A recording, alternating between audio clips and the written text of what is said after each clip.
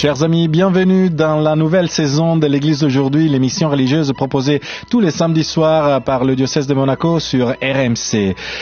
En ces débuts d'année scolaire, on veut faire un point de la situation. On veut faire un point de la situation sur la vie des chrétiens dans le monde. Et pour le faire, je reçois ce soir Thomas Oswald, qui travaille pour le service information de l'aide à l'Église en détresse ici en France. Bonsoir. Bonsoir, merci de me recevoir. Bienvenue à l'Église d'aujourd'hui. Voilà, quelle est la situation après cet été dans laquelle, malheureusement, on sait qu'il y a encore beaucoup de tensions internationales. Il y a des guerres au Moyen-Orient, il y a des guerres en Europe avec la Russie et l'Ukraine, la Russie qui a attaqué l'Ukraine. Et puis, voilà, il y a plusieurs autres guerres au Yémen, etc. Et cela a un impact aussi sur la vie des chrétiens. Oui, on pourra ajouter malheureusement beaucoup de choses à cette liste-là. En particulier au Sahel, qui est un sujet de préoccupation majeur. Il y a quelques jours, il y a eu 2 terribles attaques qui ont été menées au Burkina Faso. Et ça devrait, à mon avis, faire plus parler que ce n'est le cas dans les médias, parce qu'on parle de plus de 200 morts dans un cas, plus de 30 personnes qui ont été tuées dans l'autre cas. Et c'est des assassinats qui sont ciblés, qui sont visés à terroriser la population, à lui faire fuir ses terres, les endroits où elles sont nées. Donc c'est du nettoyage ethnique. Et malheureusement, il y a beaucoup de conflits on peut pas tous les évoquer, mais il y a le Myanmar ou la Birmanie aussi. Il y a la Papouasie occidentale dont j'aimerais qu'on dise un mot.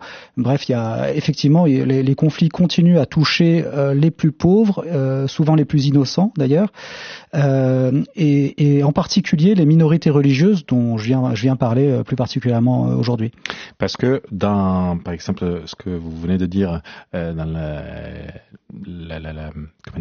tuerie qu'il y a eu au Burkina Faso, oui. Il y a eu beaucoup de morts parce que ils étaient chrétiens. Absolument, oui, absolument.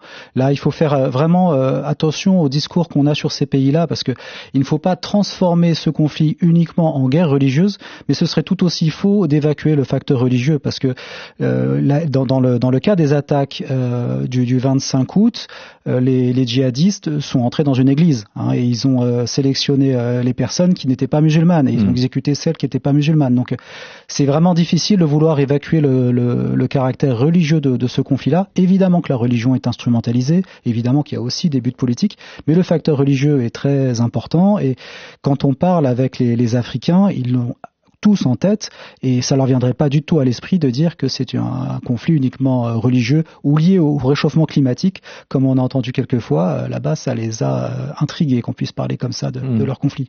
Parce que effectivement, on évoque souvent plusieurs raisons qui amènent à avoir malheureusement des tensions ou des guerres ici et là dans la planète, mais peut-être, est-ce que c'est une attitude seulement européenne, seulement française, franco-française peut-être, d'évacuer la question religieuse aussi parce qu'on craigne de ne pas être laïque, mais la laïcité concerne l'État, pas les citoyens. Oui, voilà. Oui, c'est une attitude en tout cas très occidentale et peut-être encore plus spécifiquement française. Je pense que c'est une forme de lâcheté, c'est vraiment une façon aussi d'évacuer les sujets dont on n'a pas envie de parler parce que c'est clivant, parce que ça pose problème. Moi, le problème que ça me pose, c'est que dans le cas du Sahel, ça exonère de vrais coupables. Moi, j'aimerais bien savoir qui sont ces gens qui vont financer les formations d'imams en Burkina Faso pour leur apprendre ils connaissent pas le bon islam, que le vrai islam, c'est un islam qui ne supporte pas de vivre avec un voisin chrétien, qui ne supporte pas... Alors que peut-être jusqu'à quelques temps avant, ils vivaient tous ensemble, sans problème. Alors, sans problème, non, parce qu'il y a toujours eu des conflits dans ces régions-là, c'est des régions frontières et ça n'a jamais été simple. Mais il y avait une entente évidemment, et puis le sujet religieux n'était pas aussi central qu'il l'est devenu maintenant dans ces régions-là. Au nord du Burkina Faso, les prêtres nous disent, chacun d'entre eux, quand on les interroge, ils ont tous de la famille ou des amis très proches qui sont musulmans. Parce que c'était comme ça avant. Et il y avait des mariages interreligieux qui posaient pas de problème. On pouvait avoir un chrétien qui épouse une musulmane, ce qui est quand même pas possible dans beaucoup de pays. Il y avait ces choses-là qui existaient, mais les imams de ces régions-là sont en partie maintenant formés en péninsule arabique, au Soudan ou en Égypte, et là on leur apprend que c'est pas une bonne attitude à avoir et qu'il faut complètement changer la vision qu'ils ont de leur religion. N'oublions pas par contre aussi que malheureusement dans certains de ces pays, il y a aussi la milice Wagner qui est liée lié au pouvoir russe actuel et qui, fait des choses horribles, parce que on a eu aussi pendant cet été vent on a eu vent d'exactions, effectivement, et de carnage. Malheureusement, il n'y a pas de raison d'être particulièrement surpris de ce qui se passe, malheureusement, mais on sait bien que les agissements de la milice Wagner, quand elle est quelque part, je pense que ces pays vont probablement finir par regretter d'avoir fait appel à ce genre de personnes pour assurer leur sécurité. Ça m'étonnerait beaucoup que les résultats soient au rendez-vous, oui. Il y a aussi un conflit au Moyen-Orient, on le sait, et malheureusement cela touche des populations civiles de tous bords. Un conflit au Moyen-Orient qui en réalité ne concerne pas seulement Israël et la bande de Gaza, mais il touche aussi l'Irak, le Liban Syrie, en particulier, le Liban. Voilà, quel est votre point d'observation en ces moments sur cette situation et sur les chrétiens qui habitent dans ces pays? J'ai pas envie de faire de géopolitique sur ce sujet-là. C'est pas notre rôle. Non, simplement, je voudrais vous confier la rentrée des enfants de Gaza. On a eu cette nouvelle-là. Alors c'est très parcellaire les informations qui nous parviennent de là-bas, mais le prêtre de la paroisse de Gaza est parvenu à revenir dans sa paroisse au mois de mai. Il n'était pas sur place au mois d'octobre, il pouvait pas rentrer, et il essaie de réorganiser sa paroisse. Et malgré les bombardements, malgré tout ce que vous imaginez, tout ce qu'on voit à la télévision, ils organisent une rentrée scolaire. Donc il y aura quelques cours qui pourront être donnés aux enfants de la paroisse de la Sainte Famille à Gaza. On estime qu'il reste un peu plus de 400 catholiques dans cette paroisse, avec quelques personnes qui viennent d'ailleurs réfugiés. Et puis il y a un quartier orthodoxe qui est aussi en face avec 200 chrétiens. C'est un tout petit îlot de chrétienté, évidemment, au milieu de cette ville qui est dévastée. Mais bon, je les confie à la pensée de vos auditeurs. Et aux prières aussi. Et aux prières, oui. Vous avez évoqué tout à l'heure un pays que peut-être on ne connaît pas suffisamment, c'est la Papouasie occidentale, pardon, qui en réalité c'est pas un pays exactement, c'est une partie de l'île de la Papouasie qui est sous contrôle de l'Indonésie, ça fait partie de l'Indonésie. Et d'ailleurs l'Indonésie c'est un pays qui est au centre de l'actualité chrétienne parce que le pape est en visite dans ce pays. C'est ça. Le pape se rend en Indonésie et puis dans 3 autres pays d'Asie, d'Extrême-Orient en ce moment. Alors la Papouasie occidentale, c'est une partie importante de l'Indonésie qui est vraiment à l'extrême est. Une grande île d'ailleurs. Voilà, là, c'est la grande île de la Nouvelle-Guinée qui a en fait été coupée en deux de façon parfaitement arbitraire.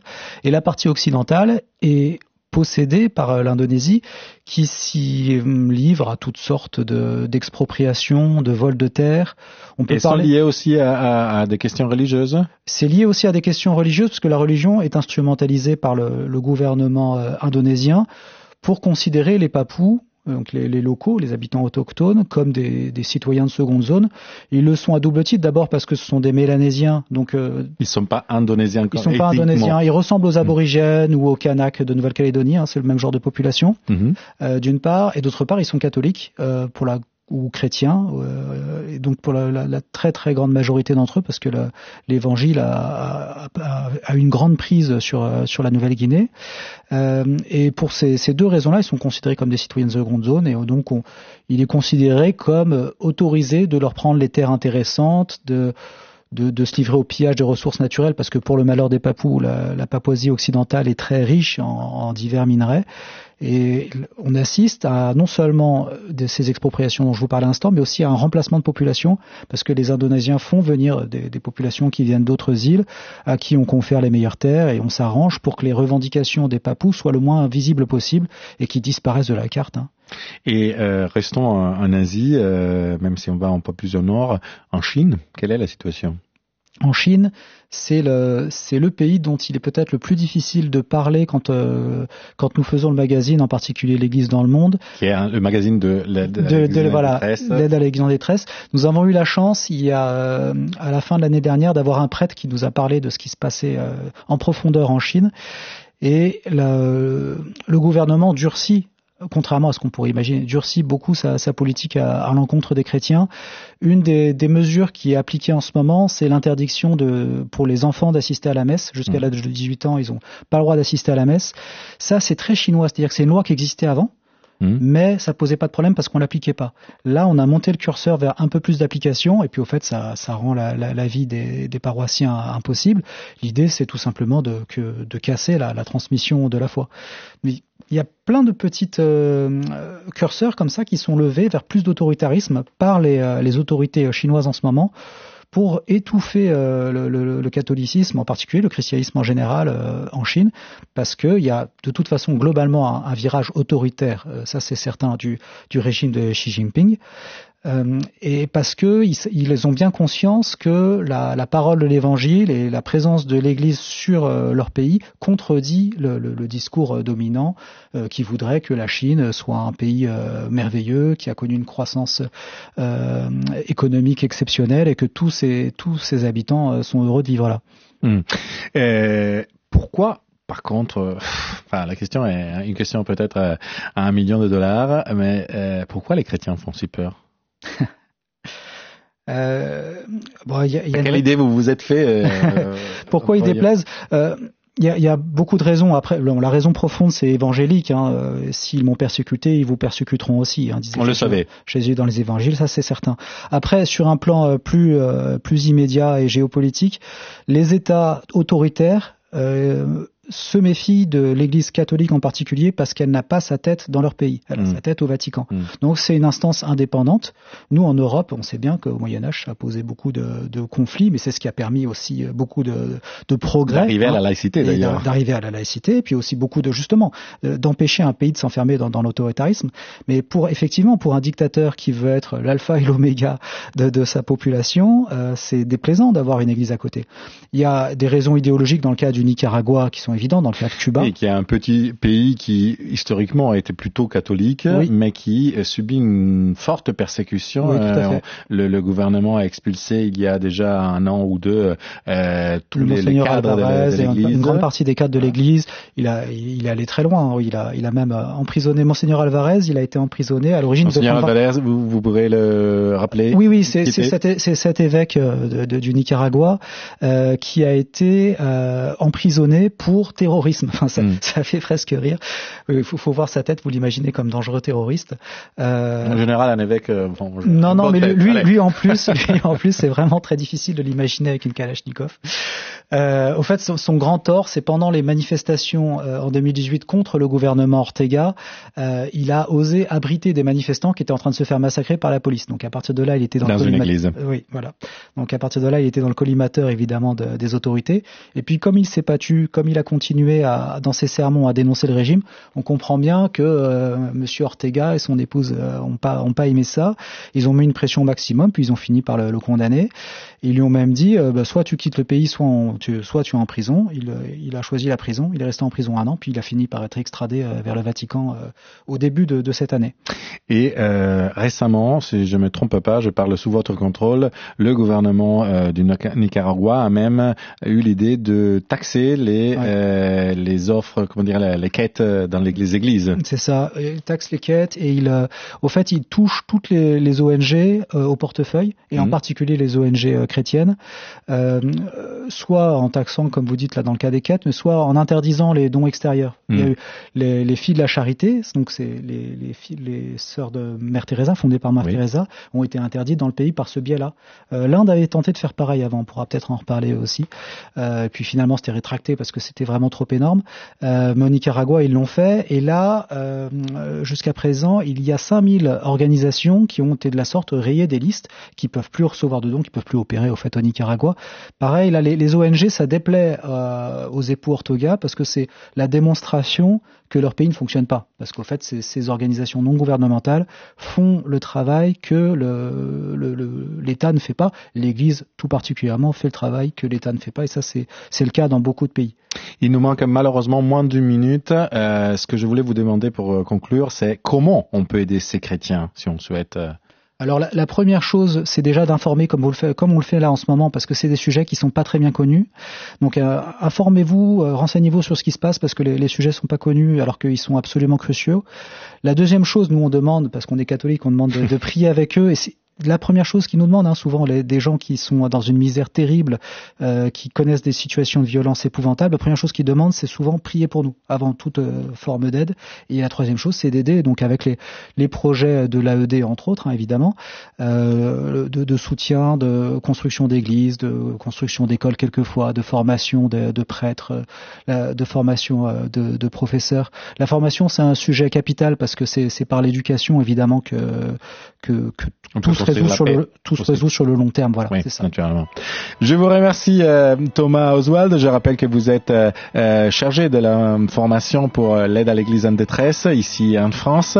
Je remercie aussi tous nos auditeurs qui nous ont suivis ce soir pour cette première de l'Église d'aujourd'hui. Je vous donne rendez-vous à samedi prochain, toujours sur RMC, après l'after vers minuit. Donc, vous pourrez retrouver aussi cet épisode et tous les autres épisodes sur l'appli et sur le site de RMC. Bonne nuit et que Dieu vous bénisse. Au revoir.